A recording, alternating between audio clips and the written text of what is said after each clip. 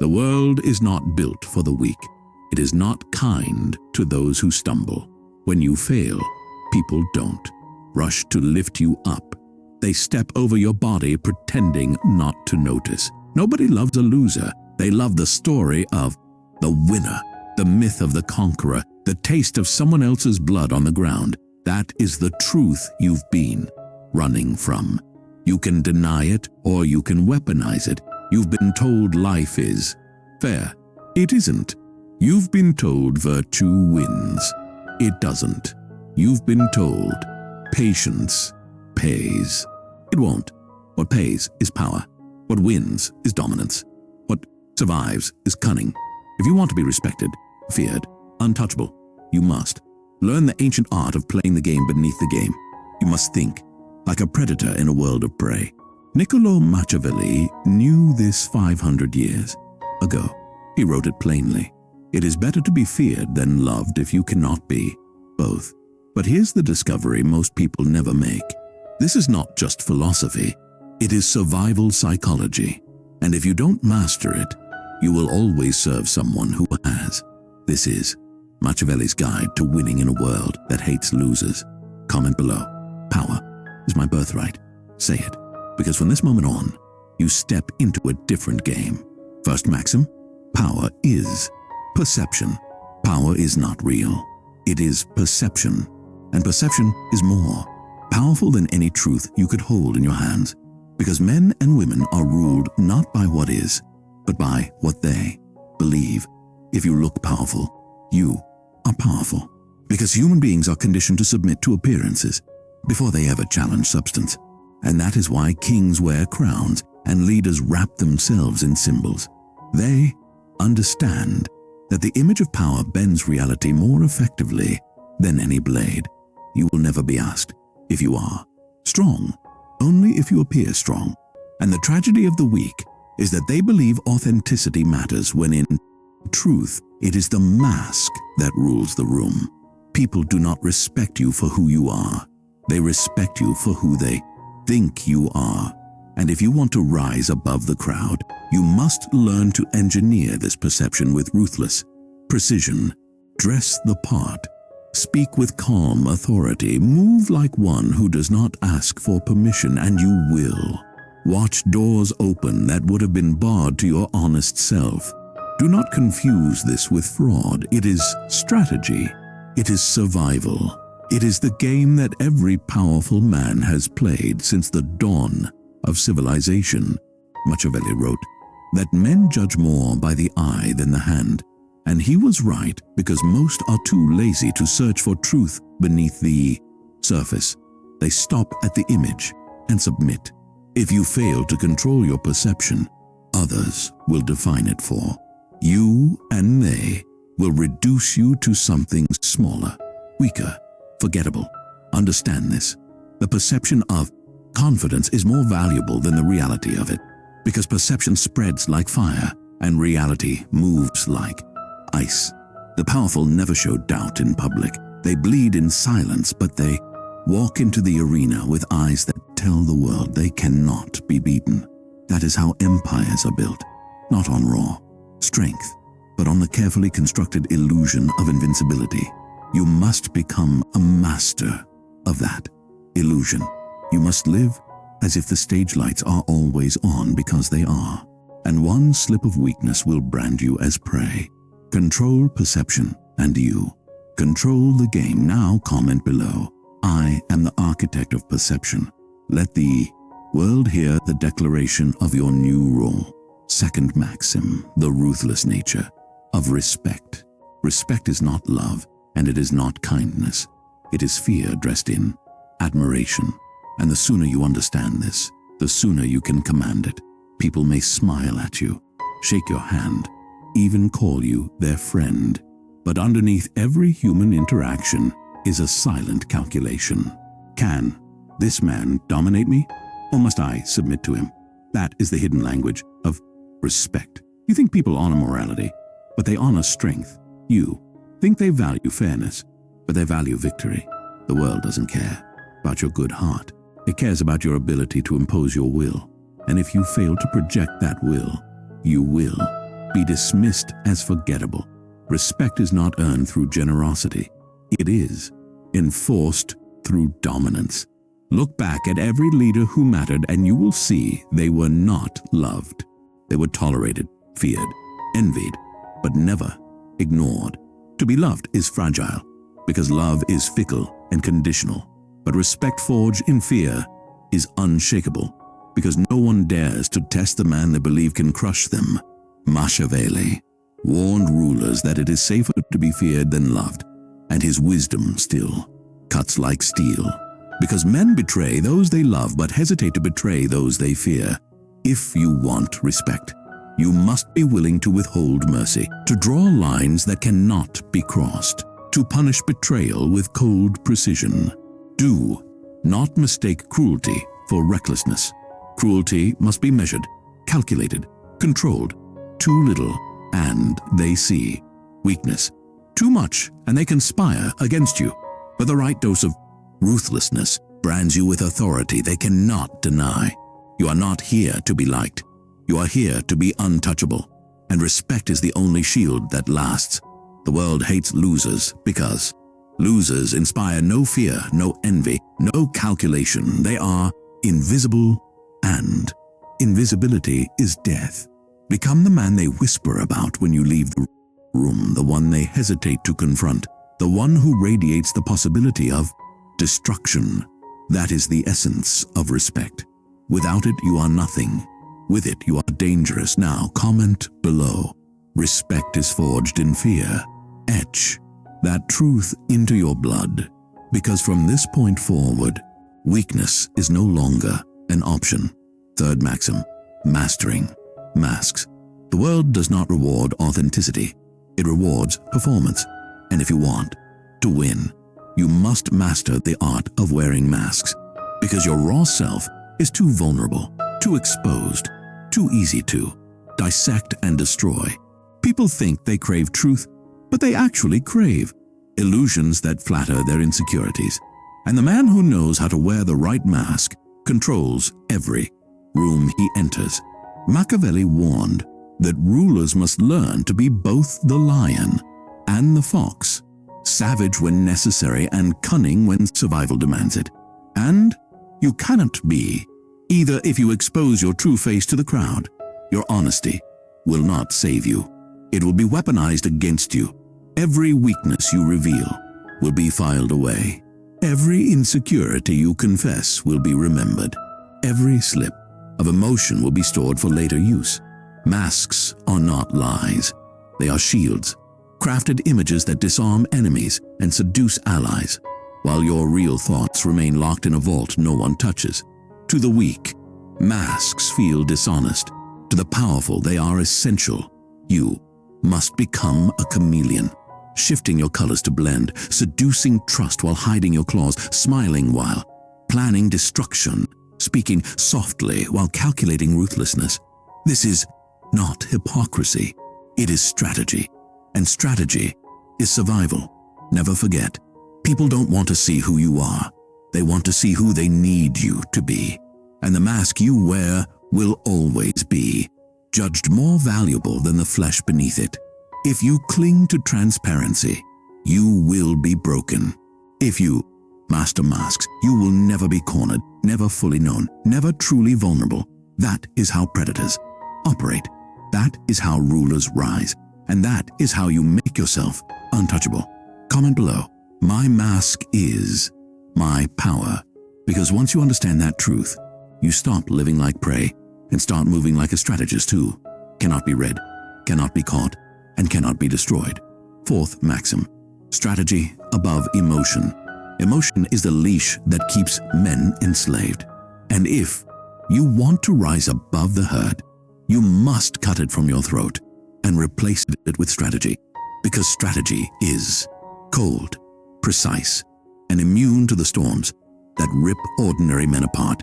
Every downfall you've witnessed, every empire that collapsed, every leader betrayed, it all began with a single indulgence in emotion, anger that clouded judgment, pride that demanded reckless action, love that blinded reason, fear that froze decision.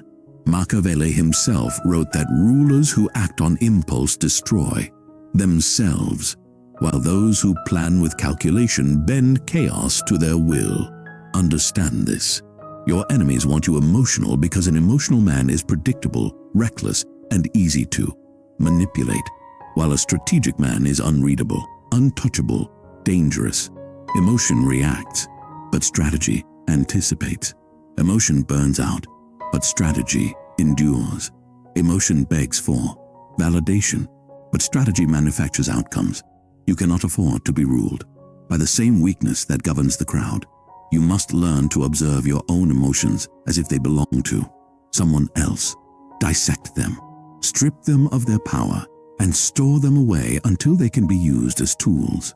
Yes, emotions can be weapons, but only in the hands of one who controls them absolutely, who unleashes them at chosen moments to manipulate others while never being controlled by them himself. The strong man does not deny emotion. He harnesses it, bends it to his will, uses it like a dagger hidden in the folds of his cloak. The weak man lets emotion use him, and that weakness always ends in destruction. Strategy is the higher law. It is the only compass that points true north. When chaos consumes everything, you must live like a chess master, not a gambler, calculating moves 5 steps ahead, never seduced by the heat of the moment, always guided by the architecture of cold design. Do this, and you will never be cornered by feelings, never enslaved by impulses, never dragged into the grave by your own softness. Comment below.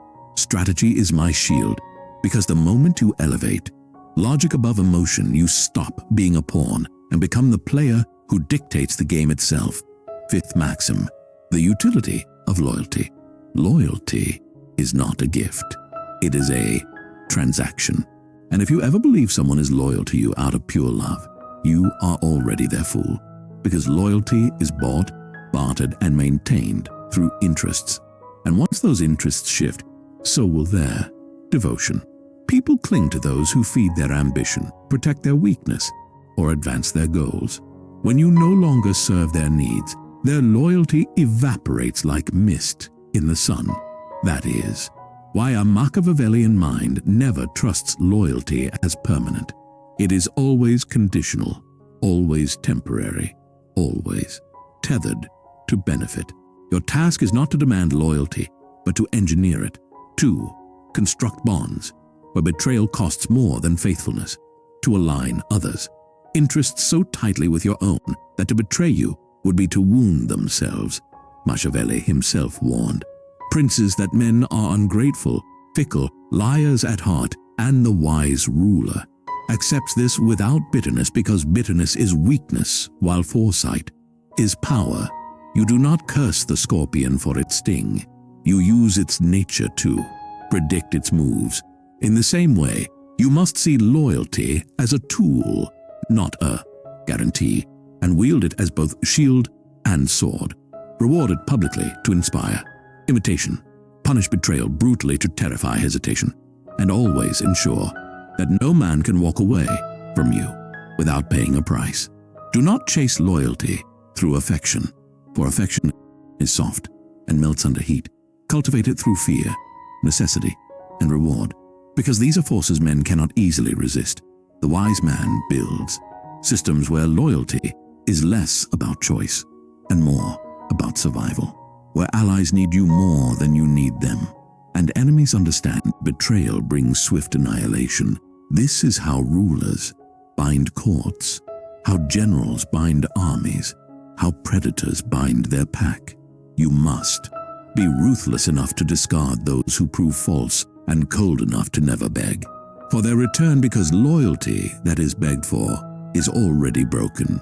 Respect it when you find it, but never depend on it blindly, for dependence is chains, and chains belong to slaves. Instead, use loyalty as leverage, as architecture, as weapon. Comment below. I command loyalty. I do not beg for it. Say it. Because from this moment forward, you stop chasing devotion and start designing it. 6th maxim, controlled cruelty Mercy is romanticized. Cruelty is demonized. But the truth is this: cruelty, when controlled and applied with precision, preserves order more effectively than any kindness ever could. Because fear is a stronger chain than gratitude, and men respect consequences more than they respect compassion. Machiavelli wrote that injuries should be inflicted all at once, swiftly and decisively, while benefits should be dispensed slowly, because cruelty executed with timing leaves no space for rebellion while scattered. Leniency invites exploitation. You must understand that people do not remember the details of justice. They remember the weight of punishment. And when you strike, you must strike in such a way that no one doubts your willingness to do it again. Controlled cruelty is not sadism. It is not chaos. It is strategy, a calculated demonstration of power that prevents larger bloodshed by instilling fear in advance. The general who punishes one deserter publicly may save the lives of 1,000 soldiers, because discipline enforced through fear keeps the entire machine intact. The ruler who crushes a traitor swiftly secures the loyalty of everyone else, because they learn that betrayal is suicide. Do not delude yourself into thinking mercy will buy you security. It won't, because mercy is mistaken for weakness, and weakness is an invitation to predators. You must learn to wield cruelty like a surgeon wields a scalpel, cutting deep enough to send a message, but not so wild that it consumes your strength. Strike rarely, but when you strike, strike with finality, and let the echo of that act carry further than your voice ever could. People forgive cruelty faster than weakness, because cruelty earns respect, while weakness earns contempt, and respect, even born of fear, is the foundation of stability. The man who hesitates to punish is devoured, while the man who punishes with precision is obeyed. Understand this: cruelty is not about pleasure. It is about necessity, and when you master it, you gain the most dangerous weapon of all: predictable fear in those around you. Comment below: my cruelty is controlled, my power absolute. Write it, because from this point on, you will never apologize for doing what is necessary to protect your throne. Seventh maxim: manipulating desire. Every human being is a slave, and the chains that bind them are their desires, because desire is the most predictable form of weakness. The itch that never stops burning, the hunger that never disappears.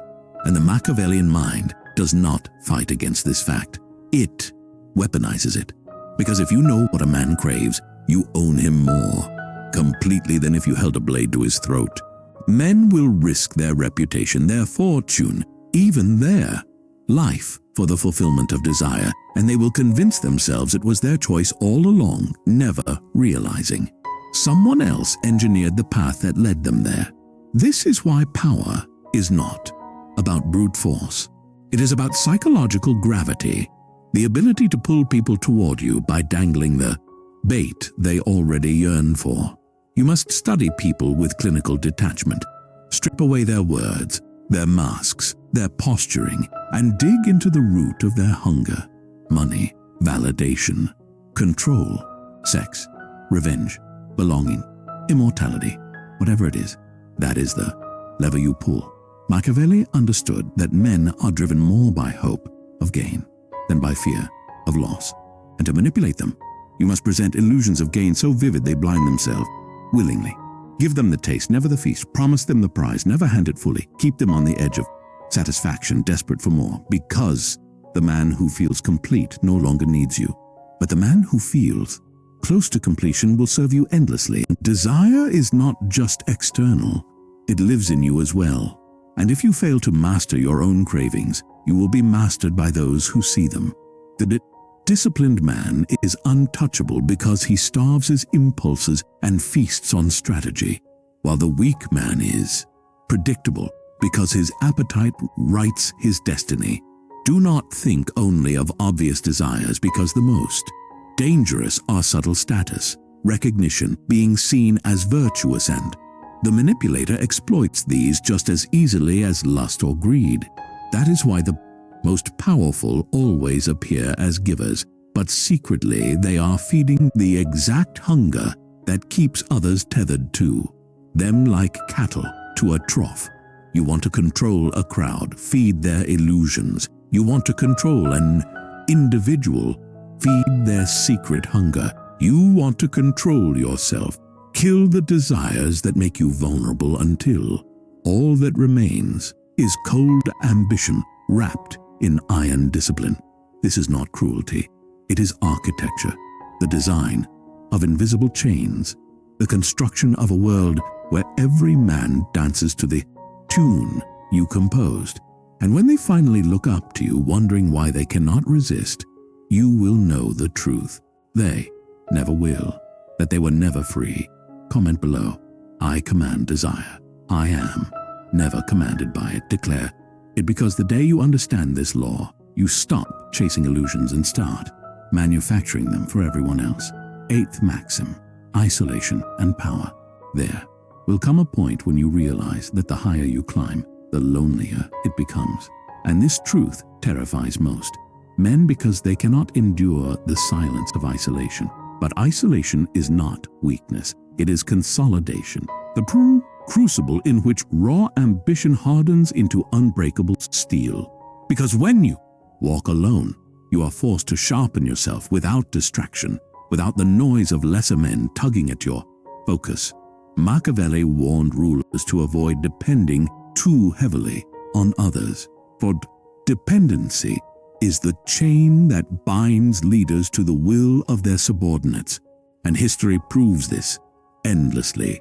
Kings destroyed by advisors they trusted too much, generals undone by friends they could not let go, empires poisoned from within by the voices they refused to silence. When you step into isolation, you shed the parasites who cling to you for comfort, the flatterers who drain your strength, the voices of mediocrity that pull you back into the mud, and you are left with only yourself, your discipline, your mind, your resolve. The crowd will call this arrogance. They will whisper that you have lost touch because they fear the man who needs no validation, the man who does not beg for company, the man who thrives in silence. To be alone and unafraid is one of the highest forms of power, because it means you are self-sufficient, and self-sufficiency is the enemy of manipulation. Those who cannot be alone will always trade their freedom for companionship, always compromise their vision for belonging, and in doing so, they forfeit their throne before they ever sit upon it. But understand this: true isolation is not permanent exile. It is controlled withdrawal, a deliberate retreat to strengthen before advancing, to calculate before striking, to rebuild before dominating. The lion does not need the pack to remind him of his nature, and neither do you. Step back when the noise grows loud. Vanish when the world expects you to explain yourself. Disappear into your own discipline until you emerge sharper, colder, stronger than before. Do not fear their judgment, because their judgment is irrelevant. They only understand the comfort of the herd, never the power of solitude. You are not meant to be accessible. You are meant to be untouchable. And the more untouchable you become, the more their respect mutates into awe, and their awe into fear. Isolation is not emptiness. It is refinement. It is the moment you stop being one of them and begin ruling above them. Comment below. I thrive in isolation. I rise in silence. Speak it, because once you embrace solitude as fuel instead of prison, you become the one thing they will never comprehend and never control. 9th maxim, winning by subtraction. Most men think winning is about accumulation, about adding more to themselves, more wealth, more friends, more recognition, more possessions. But the truth is inverted, because real power is won not by addition but by subtraction, by stripping away everything that dilutes your force until only the essential remains, because power is not measured in what you hold. It is measured in what you can afford to discard. You must understand this clearly. The weak cling to everything, afraid to lose even scraps, while the strong cut without hesitation, carving away people, habits, attachments, even parts of themselves until they become lean, sharp, efficient, unstoppable. Machiavelli knew that a ruler must always eliminate threats swiftly, never allowing them to fester. And this principle extends beyond politics into your very life. Every useless alliance is a liability. Every distraction is a weapon against you. Every indulgence a hidden chain. Subtraction is the art of discipline turned savage. The discipline to cut ties with those who drain you. The discipline to silence desires that weaken you. The discipline to burn away illusions that comfort you. You are not here to be comfortable. You are here to be powerful. And comfort is the slow poison that rots ambition from within. When you learn to subtract, you discover how little you truly need. Your mind, your will, your strategy, and everything else becomes expendable. The crowd will never understand this because they measure life by fullness, by how much they can display to others. But fullness is a mask for fragility, because the more you own, the more owns you. The man who needs everything is a slave, while the man who can walk away from everything is untouchable. Subtraction makes you terrifying because you cannot be leveraged by the threats that shatter ordinary men. Loss of money, loss of reputation, loss of companionship, loss of comfort.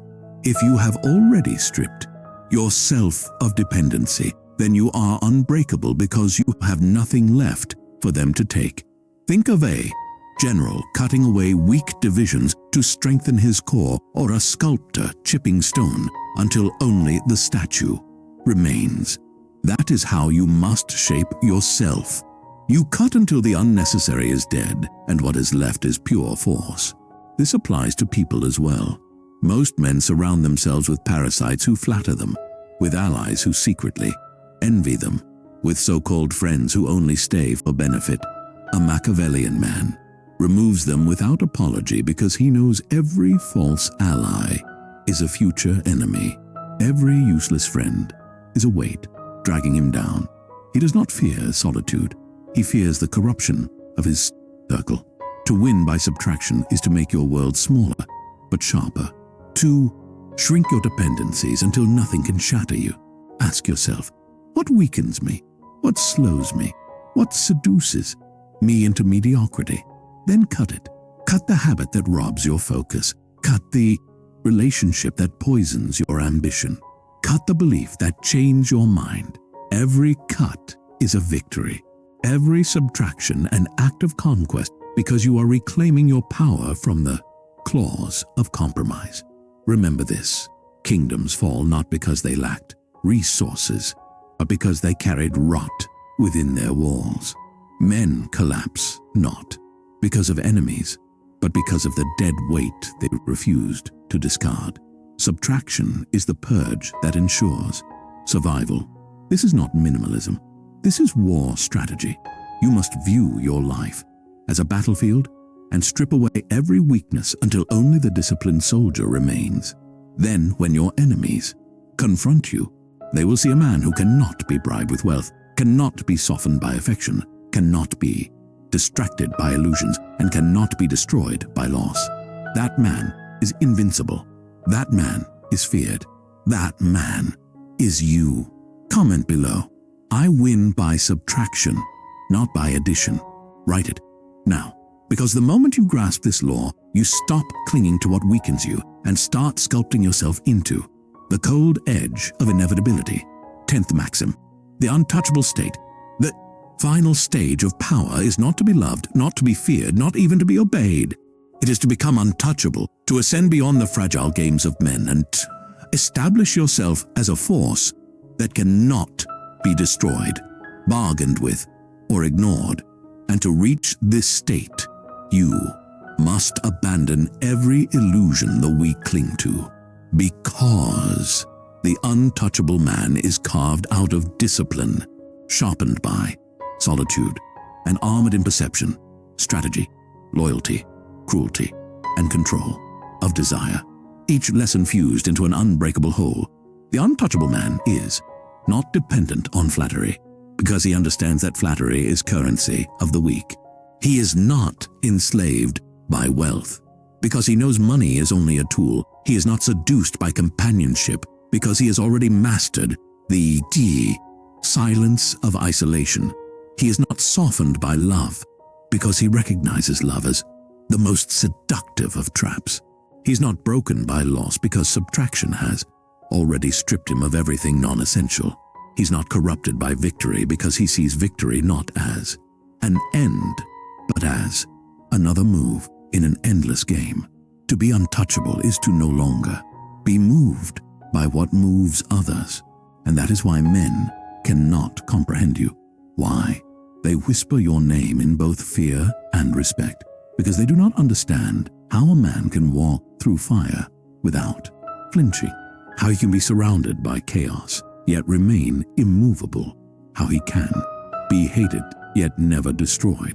Machiavelli wrote that fortune controls half of human actions, but the other half is within our power, and the untouchable man seizes that half with ruthless grip, bending circumstance to his will, never gambling, never begging, never waiting for rescue. You must become that man. Imagine yourself stripped of everything you think defines you: your wealth, your friends, your comforts, your reputation, and still standing with the same cold eyes, the same steady will, the same unbreakable posture that is untouchable. When the world realizes it cannot move you with reward, cannot weaken you with punishment, cannot corrupt you with seduction, cannot destroy you with loss, it has no weapon left, and it bows, not out of love, not even out of fear, but out of recognition of inevitability. That is the highest form of respect, submission to inevitability. The untouchable man does not chase approval, because approval is fickle. He does not need defense, because he has made himself indestructible. He does not seek dominance, because dominance is already his by default, a natural consequence of his state. To reach this state, you must forge yourself relentlessly, cutting away weakness without hesitation, enduring solitude without complaint, moving with strategy rather than emotion, rewarding loyalty with calculation and punishing betrayal with precision, wielding cruelty like a surgeon, manipulating desire like a puppeteer until you stand as a figure that no man can shake. You will not be liked, you will not be understood, but you will be remembered. Understand this. Most men never come close because they are chained to their appetites, blinded by their hopes, paralyzed by their fears, enslaved by their need to belong. They call the untouchable man arrogant, ruthless, inhuman, but in truth, he is simply free, free from their chains, free from their illusions, free from their need for validation. They think freedom is the ability to do what they want. True freedom is the ability to need nothing, to bend but never break, to walk away without losing, to stand alone without falling. This is the state you must build. It will cost you dearly. It will cost you comfort, sentiment, softness, illusions. But what you gain will be worth more than everything you lose, because you will hold the only throne that matters, sovereignty over yourself. And once you rule yourself, ruling others becomes inevitable, because they cannot resist a man who radiates unshakable authority, a man who is not bargaining for their approval, a man who can walk into any room, any battlefield, any negotiation, and remain the axis around which everything turns. That is the untouchable man. That is who you must become. And when you reach that state, you will no longer care about being loved, feared, envied, or respected, because those will all come naturally. Shadows cast by the immovable, presence you embody. What you will care about is legacy, the mark you etch into the world, and the echo of inevitability you leave behind. the silent weight of your existence that bends men long after you are gone. Comment below, I am untouchable. Say it as declaration, not hope, because the world that hates losers will never hate you. They will never be able to touch you at all. And if you want more truths that cut deeper than comfort and prepare you for the throne of inevitability, then like this video, subscribe, and turn on notifications, because what you've just heard is not entertainment. It is instruction, and only the few who are ruthless enough to follow it will ever rise above the crowd.